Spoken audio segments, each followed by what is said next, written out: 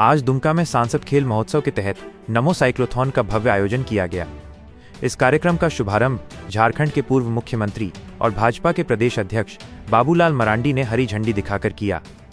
इस अवसर पर दुमका के पूर्व सांसद श्री सुनील सोरेन, भाजपा जिला अध्यक्ष, पार्टी पदाधिकारी और बड़ी संख्या में स्थानीय लोग उपस्थित रहे। ये साइक्लोथॉन खेल और फिटनेस के प्रति युवाओं में जागरूकता बढ़ाने के उद्देश्य से आयोजित की गई थी। गिरिडीह के गांधी चौक में बीती शाम नाले में बह गए 2 वर्षीय मासूम बच्चे का शव 16 घंटे की गहन खोजबीन के बाद बरामद कर लिया गया है। ये दुखद घटना गांधी चौक से शुरू हुई थी, जहां बच्चा अचानक नाले में गिर गया था। रेस्क्यू ऑपरेशन और शव की बरामदगी। घटना के तुरंत बाद जिला प्रशासन और स्थानीय लोगों ने मिलकर बच्चे की तलाश के लिए राहत और बचाव अभियान शुरू किया। करीब 16 घंटे की लगातार कोशिशों के बाद डाकीटांड स्थित तालाब के पास खेत से बच्चे का शव मिला। जैसे ही शव बरामद हुआ, मौके पर अफरा तफरी मच गई और परिजनों की चीखों से पूरा माहौल गमगीन हो गया। प्रशासन की कार्रवाई। सूचना मिलते ही प्रशासन ने तत्काल शव को अपने कब्जे में लिया और पोस्टमार्टम के लिए सदर अस्पताल भेजा। इस दुखद घटना का जायजा लेने के लिए खुद गिरिडीह के डीसी रामनिवास यादव भी मौके पर पहुंचे और स्थिति का निरीक्षण किया। इस घटना ने पूरे क्षेत्र में शोक का माहौल बना दिया है। रांची के नए एसएसपी राकेश रंजन ने शुक्रवार 19 सितंबर को अपना पदभार संभाल लिया है। उन्होंने निवर्तमान एसएसपी चंदन कुमार सिन्हा की जगह ली है। प्रमुख जानकारी। IPS batch.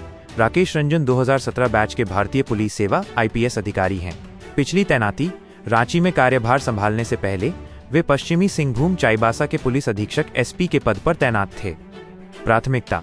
पदभार ग्रहण करने के बाद उन्होंने कहा कि शहर में विधि व्यवस्था को बेहतर बनाए रखना और आम जनता की सुरक्षा सुनिश्चित करना उनकी पहली प्राथमिकता होगी। ये बदलाव झारखंड सरकार द्वारा 30 आईपीएस अधिकारियों के तबादले के तहत किया गया है। गिरिडीह के गांधी चौक में बीती रात नाले में गिरे 2 वर्षीय मासूम बच्चे की तलाश को लेकर बड़ा चौक पर लोगों ने सड़क जाम कर प्रदर्शन किया। ये विरोध प्रदर्शन प्रशासन पर लापरवाही का आरोप लगाते हुए किया गया, क्योंकि रात में रेस्क्यू ऑपरेशन रोक दिया गया था। विरोध का कारण। गांधी चौक के पास नाले में गिरने के बाद देर रात तक बच्चे की खोज जारी थी, लेकिन रात करीब 11 बजे प्रशासन ने तलाशी अभियान रोक दिया। इससे परिजनों और स्थानीय लोगों में भारी गुस्सा है। उनका आरोप है कि प्रशासन ने संवेदनशील मामले में लापरवाही बरती और बच्चे की खोज जारी नहीं रखी।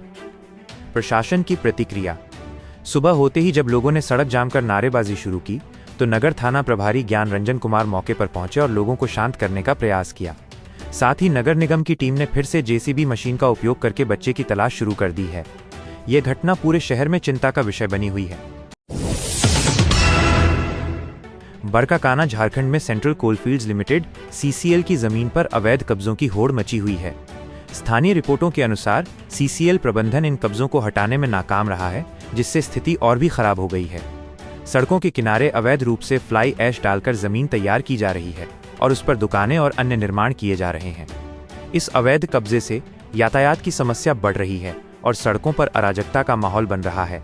अतिक्रमण की इस होड़ में वन विभाग द्वारा लगाए गए पौधे भी नष्ट कर दिए गए हैं। यह स्थिति सीसीएल की कार्यशैली पर सवाल उठा रही है और इसकी निष्क्रियता उजागर कर रही है। पूर्व में भी कई बार सीसीएल ने अतिक्रमण हटाने के लिए अभियान चलाया है, लेकिन ये प्रयास सफल नहीं हो पाए हैं।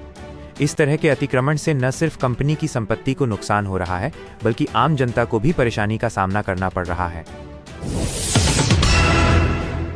पाकुड़ झारखंड में इस साल दुर्गा पूजा के दौरान एक खास आकर्षण देखने को मिलेगा।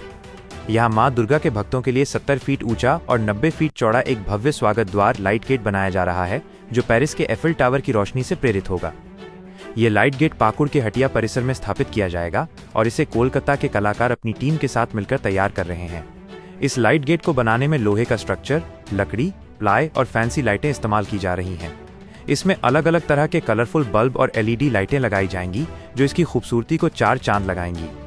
आयोजकों का कहना है कि ये लाइट गेट शाम होते ही जगमगा उठेगा और एफिल टावर की तरह रात के अंधेरे में अपनी रोशनी से लोगों को आकर्षित करेगा। इस अनूठे प्रवेश द्वार को देखने के लिए शहर और आसपास के इलाकों से बड़ी संख्या में भक्तों और पर्यटकों के आने की उम्मीद है।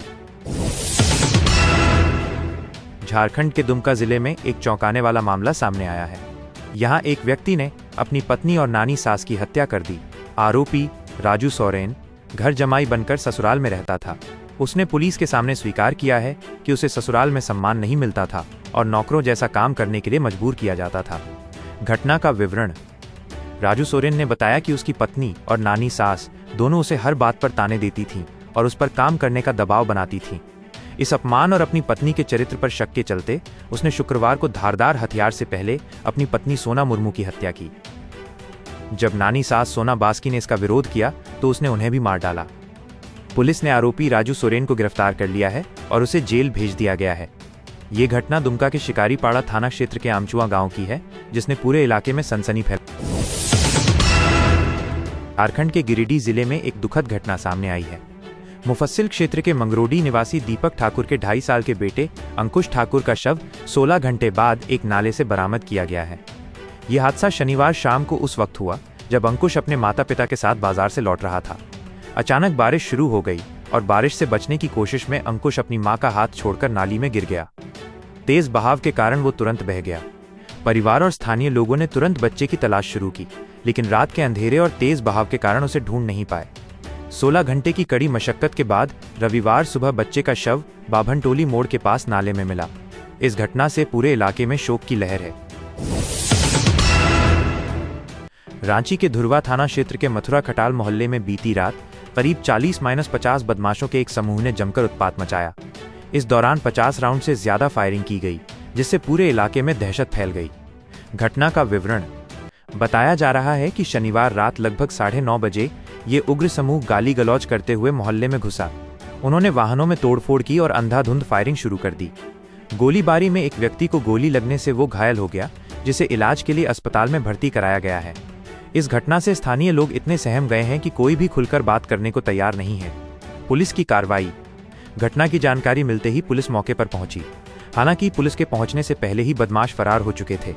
पुलिस मामले की जांच कर रही है और आरोपियों की तलाश में जुट गई है। इस घटना ने एक बार फिर शहर में कानून व्यवस्था पर सवाल खड़े कर दिए हैं। झारखंड के दुमका जिले के सरैयाहाट में दहेज से जुड़ा एक सनसनीखेज मामला सामने आया है। यहां एक दामाद ने ट्रैक्टर नहीं मिलने पर अपने ससुर की पीट कर हत्या कर दी। घटना के बाद आरोपी दामाद को गिरफ्तार कर लिया गया है। घटना का विवरण। बताया जा रहा है कि ससुर रविंद्र कापरी शुक्रवार को अपनी बीमार बेटी से मिलने उसके ससुराल गए थे। इसी दौरान दामाद सुधीर यादव ने उनसे दहेज में ट्रैक्टर की मांग की।